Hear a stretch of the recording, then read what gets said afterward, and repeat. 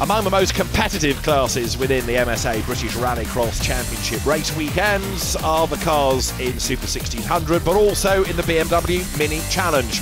And on track, they run together. They have separate points, but they deliver great racing together.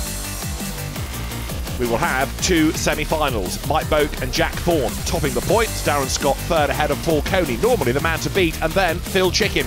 There's plenty of drama going on in the minis as well as we get ready for semi-final one to determine who will go through into the all-important final. Mike Boak, it is, on pole position.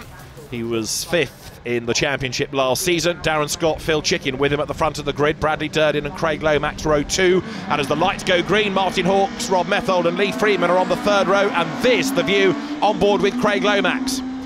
There's the Joker lap to factor in as well as the cars hit the loose for the first time. And Phil Chicken from the outside of the front row has made a demon start.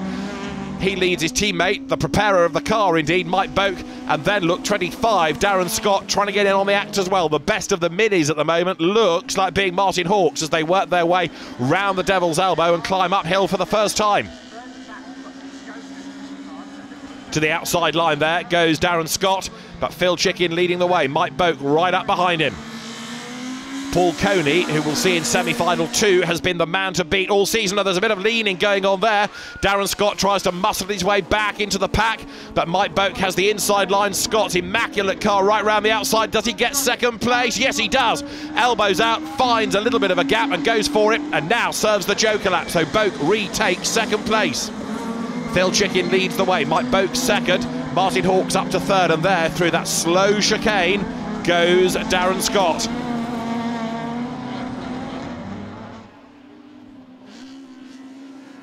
Chicken versus Boak. The two MB Motorsport cars power their way uphill. The two Citroens nose to tail. But now Boak needs to find a way through and he goes for it up the inside line. Chicken gives him racing room. Both of them go a little bit deep into the corner. Mike Boak showing the scars of damage on the left front corner. But he leads the pack downhill now.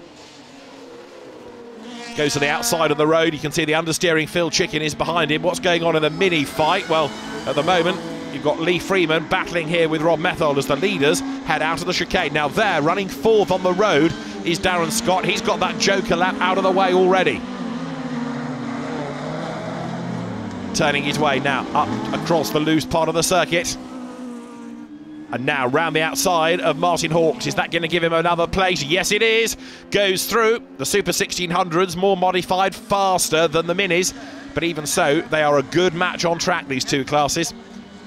You throw in the hot hatch brigade as well across the three qualifying heats, you get very full grids and lots of drama. So Martin Hawkes at the moment, the best of those in the mini element to the race. Craig Lomax behind him, and this is Lomax's view. You see how steep the hill is. You plunge down towards paddock. Bradley Durden goes through from the second row of the grid with his mini.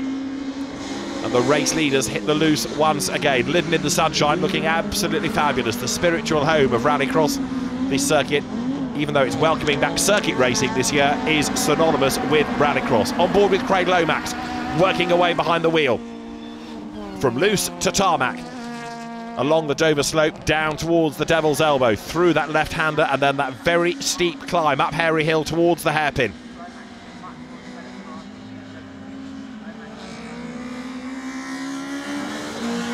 There's tyre smoke ahead. Now, is that a lock-up or is that mechanical? That's mechanical, I fear.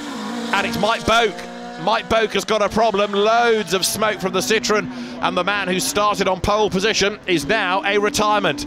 It's Phil Chicken then starting the last lap and serving the Joker. Darren Scott right up behind him, and he is going to inherit the lead and win by a mile at this rate. On board with Craig Lomax, down through the gears, through Chesson's Drift.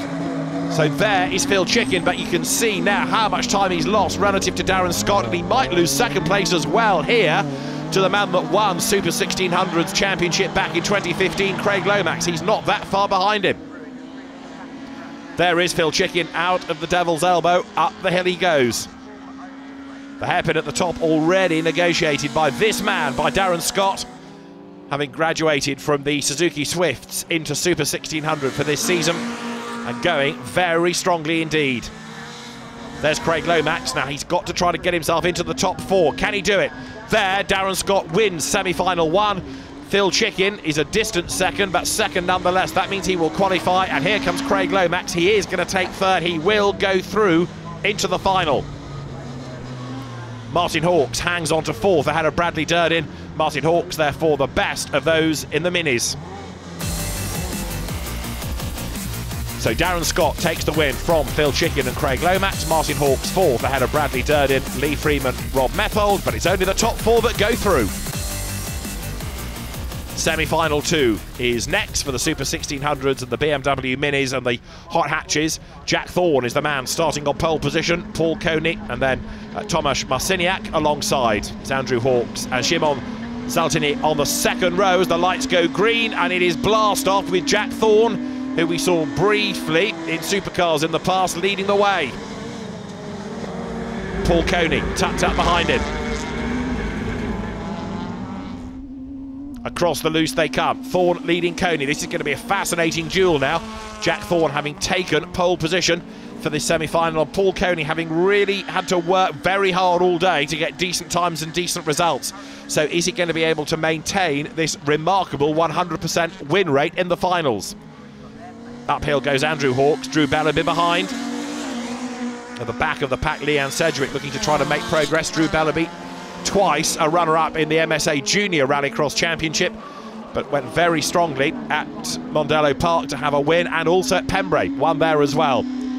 Race leaders launched themselves over the curbs, out of that little chicane, and then back briefly to tarmac before onto the loose at Chessons Drift. Drew Bellaby then trying to get herself into the lead of the mini class, as it were. On board though with Paul Coney, and he makes a move, does he, on the inside of Jack Thorne? No, door is closed. And the Corsa VXR can't find a way through there. Jack Thorne fends him off, uphill now. Coney has a look to the inside, can't do it there either.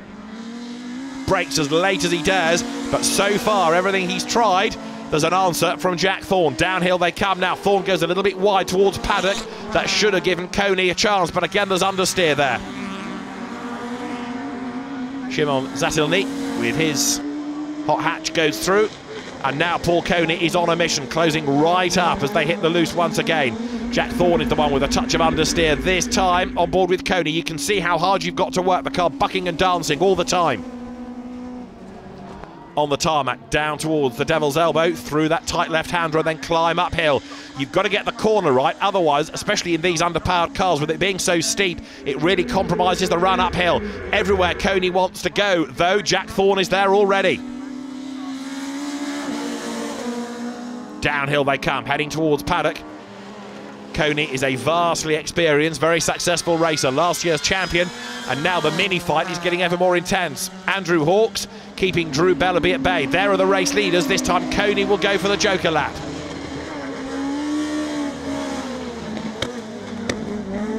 There's a yellow flag being waved there as Paul Coney threads his way out of the chicane, and only when he's absolutely assured that the car is stable does he think about grabbing a gear.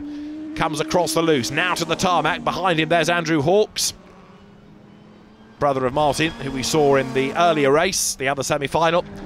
And that's the reason that I think we have a yellow, because off the road is Leanne Sedgwick. Sadly, she, having battled into the semi-finals, is going no further.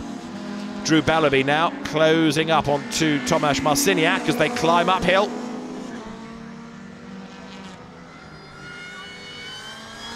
The battle raging on between them as Drew Bellaby understeers a little and therefore can't really get up the inside as they head off downhill once again. Towards paddock they come. Paul Coney is on his last lap and he's on the loose. Charging through Chessons Drift, and that gives him the race lead. Jack Thorne served the joker lap, and Paul Coney so rapid on that lap that he's able to effectively get the undercut and go through. And I think Thorne might have a problem, because not only has Coney got the lead, but the gap is widening and there was a bit of smoke from the back of Jack Thorne's car. Now it looks as though Thorne has got to nurse it to the end.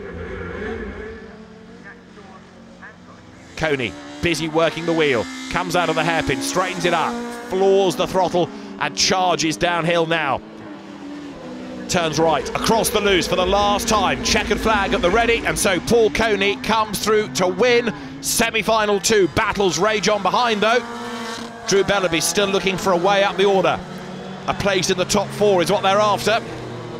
Drew Bellaby turns now through paddock And let's see in a moment whether she's going to be able to qualify. There's the flag over the timing line. They all stream. Well, Paul Coney it is who takes honours in semi-final 2. Let's confirm the other qualifiers. Thomas Marciniak second, Drew Bellaby third, Andrew Hawkes fourth. They go through. Jack Thorne dropping out at the end with that smoky Citroen. And so the final 6 laps in prospects for the Super 1600, the BMW Minis and the hot hatches. It's that man Darren Scott on pole position. Paul Coney lines up on the middle of the front row. Phil Chicken for company. Thomas Marciniak and Craig Lomax row 2. Drew Bellaby, Andrew Hawkes and his brother Martin Hawkes on the back row. The thumbs up from the marshal, who quickly sprints off the grid.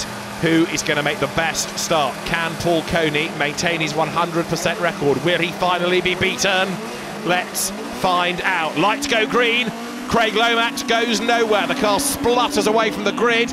Is anyone going to serve the joker? First time of asking, yes, the 2 Hawkes brothers do. But it's Darren Scott from pole position then who leads the way. The Citroen ahead of the Vauxhall Corsa. You're on board with it now. Paul Coney at the wheel. Working their way across the loose for the first time of asking. Drew Bellaby then tries to work her way up the inside to get past Marciniak, and she leads, of course, within the BMW Minis at the moment. Climbing uphill for the first time. Marciniak, though, fights back on the inside line and has the shorter inside, tighter line all the way through the hairpin here.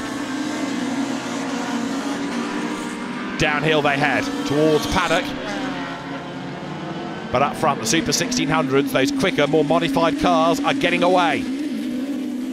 Darren Scott desperately wants a victory. He leaps over the curb, but Paul Coney is remaining right there behind him. He's not letting the race leader get away. Coney is a massively experienced driver, and as he grabs a gear, he knows every trick in the book in these cars. Now, where will he make the move? Let's see. Down towards the Devil's Elbow. Through that left-hander, climb uphill. Battles rage on lower down. That's Craig Lomax in the middle, trying to find a way up past Martin Hawkes. Remember, Lomax made that dreadful start. He's left himself with a lot of work to do, and he tries the outside line there. Does it work? Not quite. But he will have the inside line if he brakes late enough for the hairpin.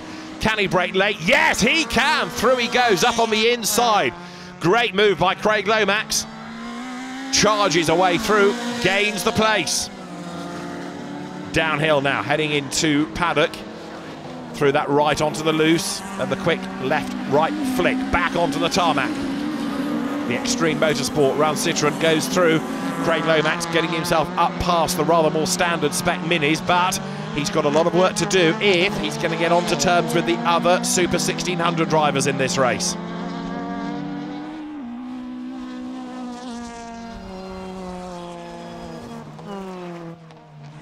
Drew Bellaby still looks for a way up the order. Thomas Marciniak fending her off as they turn now into the hairpin. The Citroen Saxo goes a little bit wider out of the corner. Drew Bellaby tries to get up the inside. Her sister Paige doing great things, of course, in Super National this year, leading the championship. Now, Paul Coney has dropped back a little bit this time, has he not? Let's see. He understeers wide through Chestnut's Drift. Wrestles the car back onto the tarmac now. Grabs another gear. That's the man at the moment to beat. Darren Scott leads the way. In the Minis, you've got the Hawks together. Martin ahead of Andrew. The 2 Hawks fire cars. And they accelerate now from Chestnut's Drift onto the tarmac once again. Darren Scott, though, still has this advantage over Paul Coney. And it is creeping up a little. Phil Chicken runs third as he heads downhill now through the chicane. Will come a hard charging Darren Scott. And he needs to build as much of a gap as he can. Now, Paul Coney goes for the joker lap this time. Martin Hawkes goes through. Andrew Hawkes still chasing. There's Thomas Marciniak. He served his joker, so falls down the order accordingly. So Paul Coney is back onto the loose, and he accelerates his way onto tarmac and down towards the Devil's Elbow. Is he going to be able, on the stagger, to get the lead of the race, or has he lost too much time to Darren Scott? This could be the first time that Paul Coney's beaten all season. He's really pressing on, though. You can see how hard he's working, understeering in second gear through the hairpin. There's the leader, Darren Scott. He flicks his way through the chicane onto the last lap now. That's the advantage he's got over Paul Coney, still grappling with the understeer. For the joker lap comes Darren Scott, slow to the right, then the left-hander, then the gradual right that will bring him back onto the exit of Cheshunt's Drift. Paul Coney will be closing, but not enough. Darren Scott stays ahead, a great job this. Darren Scott leads the way as they sprint back onto the tarmac, and now down once more towards the end of the lap as you look at their Martin Hawks.